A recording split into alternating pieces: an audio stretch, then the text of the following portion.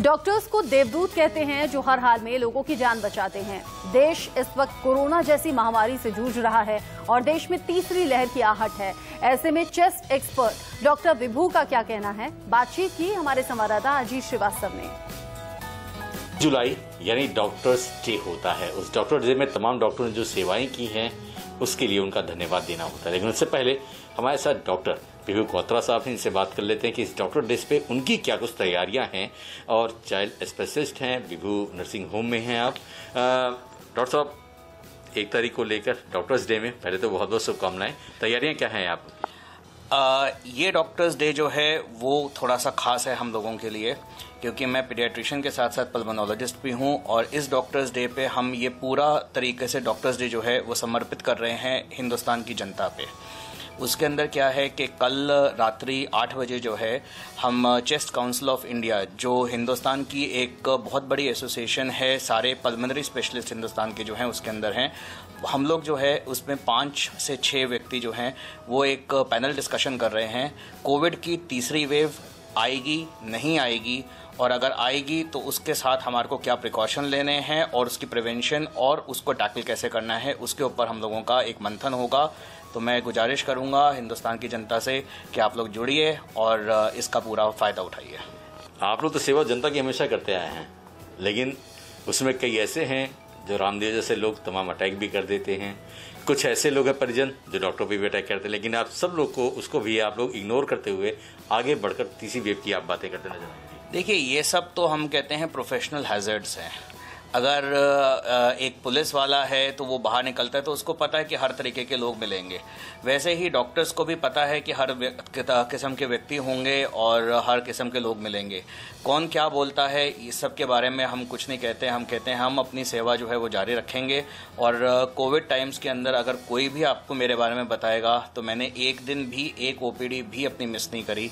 मैंने जो है वो एक दिन, एक ओपीडी, 1 घंटा कभी मिस नहीं करते हुए पूरी तरह से जो है वो अपने आप को इसके अंदर समर्पित किया था। सिर्फ इसी वर्ष कि ये सिर्फ मैंने नहीं, सारे डॉक्टर्स ने किया था अपनी जान पे जोखिम करके। जान में जोखिम देकर आपने कोविड में सेवाएं तो की, कई डॉक्टरों की जान भी गई, जैसे डॉक्टर के अग्रवाल हो या कई और तमाम डॉक्टरों ने इसमें कोविड की वजह से अपनी जान भी खोई। उन डॉक्टरों का भी नमन है। और उन डॉक्टरों के लिए भी क्या कुछ आपको प्रोग्राम करने में?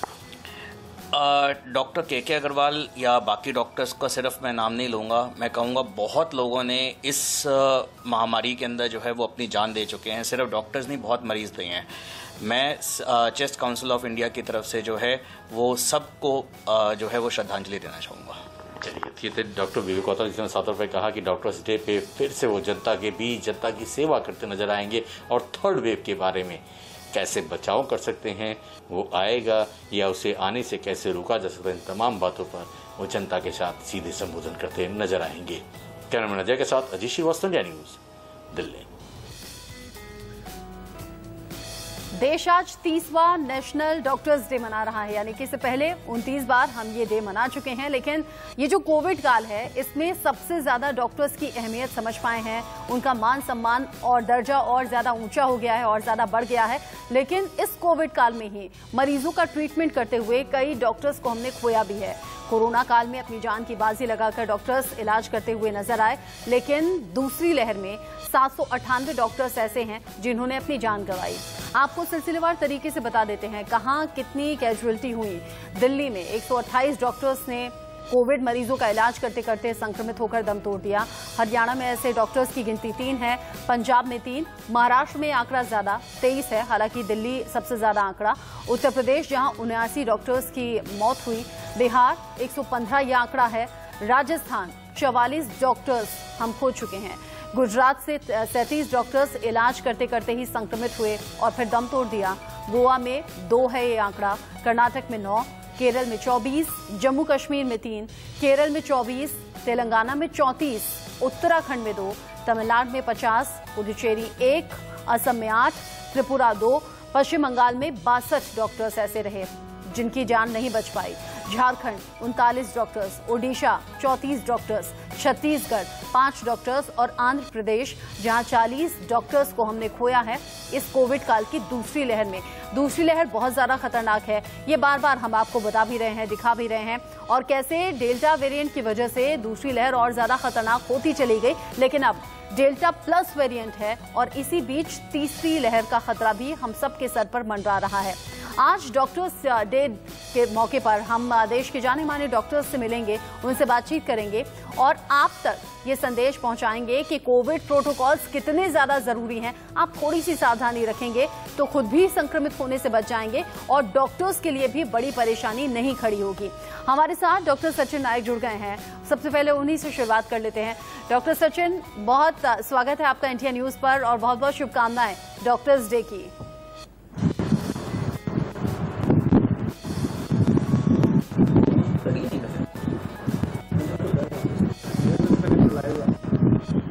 डॉक्टर सचिन, आप सुन पा रहे हैं?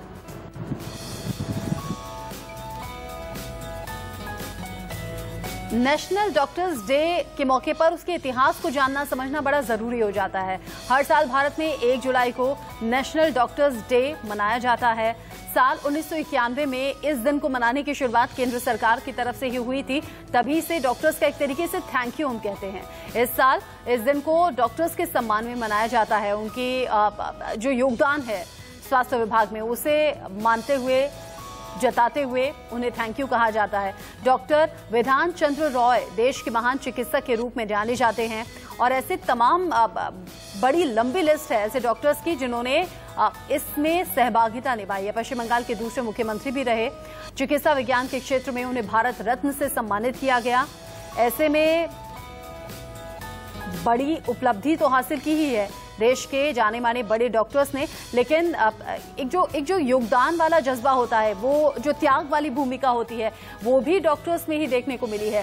क्योंकि अगर डॉक्टर्स चाहते तो अपनी जान बचाने के चक्कर में या फिर अपने आप को सेफ सिक्योर रखने के चक्कर में वो मरीजों तक पहुंचते नहीं। क्योंकि ये बीमारी ऐसी है जब गली मोहल्ला तो दूर, आपके परिवार के खुद के लोग आपसे निश्चित दूरी बनाकर रखते हैं, क्योंकि ये बीमारी संक्रमित आसपास के एरिया में रहने वाले लोगों को करती है। लेकिन डॉक्टर्स हमारे साथ रहे और मरीजों का इलाज करते रहे। डॉक्टर सचिन से हम बात करें, लेकिन इस बीच डॉक्टर वेंकटेश जोशी हमारे साथ जुड़ गए हैं, उनसे हम बात कर लेते हैं। डॉक्टर वेंकटेश, बहुत स्वागत है इंडिया न्यूज पर। डॉक्टर्स डे की बहुत बहुत शुभकामनाएं आपको।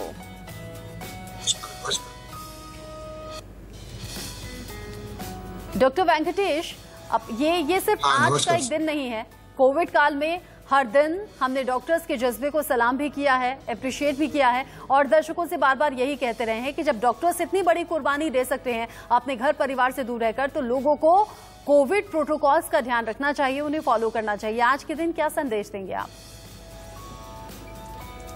आज के दिन इतना है, डॉक्टर्स जिस तरह से लड़ रहे हैं। अभी तक हमने सुना था कि डिफेंस में जो जवान ही लड़ता है और अपने देश की सुरक्षा करता है, वैसे आज कोरोना काल में डॉक्टर भी वही गिनती में आ चुके हैं।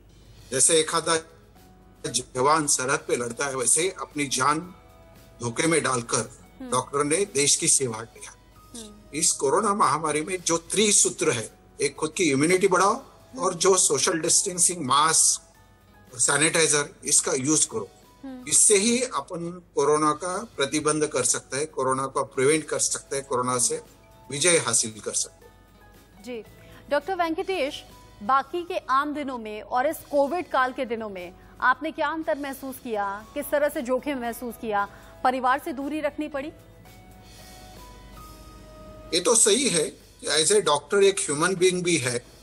ह्यूमन बीइंग होने से उसके ऊपर जैसे उसकी भी जिम्मेदारी रहती है, उसके ऊपर फैमिली की जिम्मेदारी रहती है और उसकी एक सोसाइटी की कमिटमेंट भी होती है। जिस तरह से उन्होंने ग्रेजुएशन या पोस्ट ग्रेजुएशन करके ओथ लिया है, जो प्रतिज्ञा लिया है, वो भी उसका एक कमिटमेंट है और उसकी फैमिली भी संभालना रहता है। तो कोरोना महामारी में कई डॉक्टर ऐसे हैं कि 3-3 महीने घर नहीं जा चुके, क्योंकि उनको मालूम है अगर हम जाएंगे तो फैमिली को धोखा हो सकता है। ऐसे कई लोग हैं। ये एक परेशानी, एक बड़ा अनुभव है जो पैंडेमिक का, यही तो विशेष रहता है। एक एक्सपीरियंस मिल जाता है डॉक्टर्स को भी, डॉक्टर फ्रेटर्निटी को, सोसाइटी को। डॉक्टर सचिन नायक भी हमारे साथ जुड़ गए हैं। डॉक्टर वेंकटेश, आप रहिएगा हमारे साथ। डॉक्टर सचिन नायक, अभी डॉक्टर वेंकटेश जिक्र कर रहे थे कि कई डॉक्टर्स तो ऐसे हैं जो 2-2, 3-3 महीने घर नहीं गए। आप तो खुद अपने परिवार से महीनों दूर रहे और सुनने में ये भी आया है कि आपने अपनी कार को ही अपना घर बना लिया और परिवार को संक्रमित होने से बचाए रखा, लेकिन मरीजों का इलाज लगातार करते रहे।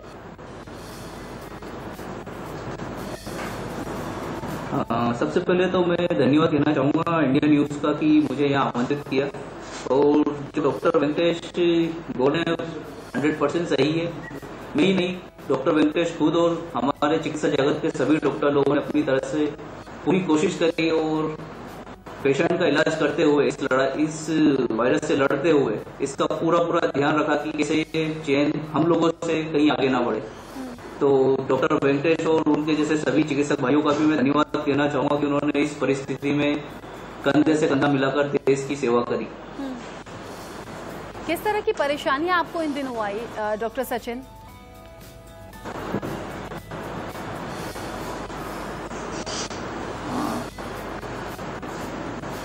जी मैं सुन नहीं पा रहा हूँ। डॉक्टर सचिन, इन दिनों किस तरह के चैलेंजेस आपने फेस किए बाकी दिन के मुकाबले, क्योंकि कोविड काल हम सभी के लिए बड़ा मुश्किल भरा है? काफी ज्यादा चुनौतीपूर्ण ये पिछला 1 से 1.5 साल रहा।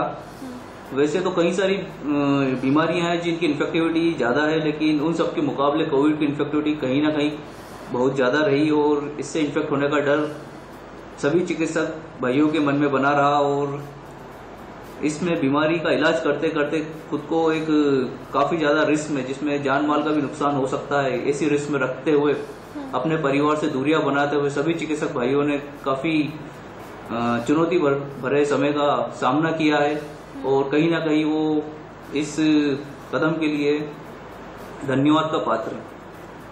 अब पहली लहर तो आपने देखी होगी कितनी ज्यादा खतरनाक थी, लेकिन दूसरी लहर उससे भी ज्यादा खतरनाक थी। अब तीसरी लहर जो डेल्टा प्लस वेरिएंट वाली है, पहली और दूसरी से ज्यादा खतरनाक। दर्शकों को क्या कहेंगे, देश के लोगों को क्या कहेंगे? कोविड प्रोटोकॉल्स आज भी कई लोग फॉलो नहीं कर रहे। सभी जो भी आज इंडिया न्यूज की इस पहल को सुन रहे हैं उन सभी से मैं कहना चाहूंगा कि जो पहली लहर थी, दूसरी लहर थी, तीसरी लहर, आप इसे कैटेगराइज ना करें। आम जनता के लिए वायरस तब भी इतना खतरनाक था, आज भी उतना ही खतरनाक है और एक छोटी सी लापरवाही आपके परिवार के लिए काफी ज्यादा खतरनाक हो सकती है और कहीं ना कहीं एक बहुत ही गहरा जख्म आपके दिलों में दे सकती है। तो किसी भी हालत में इस वायरस को हल्के में ना लें। हमें अच्छी तरह याद है जब पहला केस हमारे देश में डिटेक्ट हुआ था और पूरे देश में लॉकडाउन हो चुका था, तभी से हमें इस बीमारी की गंभीरता का अंदाजा लगा लेना चाहिए था। आज भी हमारे केस में 40-45 हजार से ऊपर केस डिटेक्ट हो रहे हैं, तो कहीं ना कहीं अब ये वायरस हमारे बीच में ही रोटेट हो रहा है। तो जो पिछले केसेस ज्यादा थे उससे कम है, ये कंपैरिजन आम जनता बिल्कुल भी ना करे। ये रिसर्च और जो भी प्रशासन है उनके डॉक्यूमेंटेशन के लिए जो काउंटिंग है ये हो रही है, लेकिन आम जनता हमेशा सतर्क रहे, यही उनके लिए सही रहेगा। और जो भी गाइडलाइन समय समय पर दी जा रही है उसका पालन करें। हम डॉक्टर लोग सभी पिछले 1 से 1.5 साल से स्ट्रिक्टली इन गाइडलाइंस का पालन कर रहे हैं, अपनी ड्यूटीज करते हैं, सारी प्रिकॉशंस के साथ में काम करते हैं, लेकिन आफ्टर ड्यूटी भी जो एक स्ट्रेस हमारे दिलों में या दिमाग में बना रहता है और हम अपने आप को पिछले 2 साल से अपने फैमिली से आइसोलेट किए हुए हैं। जी जी, कहीं ना कहीं इस त्याग को समझे जनता और थोड़ा ही लेकिन कोशिश करे कि सारे जो भी प्रोटोकॉल है इनका पालन करें।